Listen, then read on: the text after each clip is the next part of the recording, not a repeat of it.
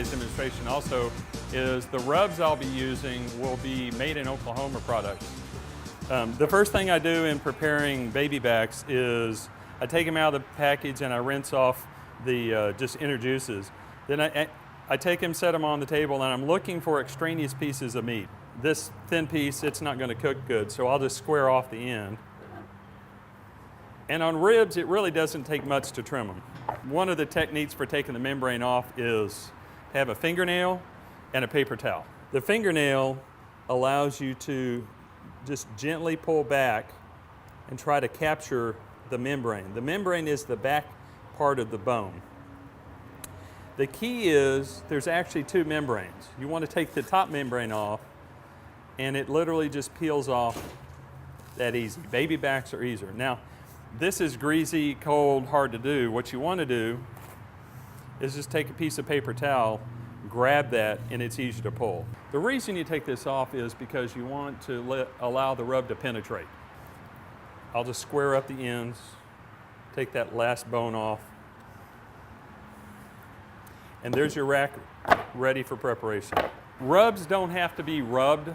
Rubs are basically to coat. And I'm looking for an even coat. This is a pretty fine rub, so I put it on heavy. A thicker rub, I probably put on a little lighter. There you can see a before and after picture. So I'll just do the second one.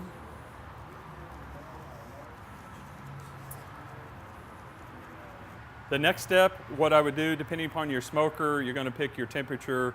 We'll talk a little bit. For me, ribs, I'm very successful on the circuit. I like ribs at 275. It gives me a temperature that allows me to get them done quick, make sure they're moist, get them plenty tender, and the effect just works well for my smoker.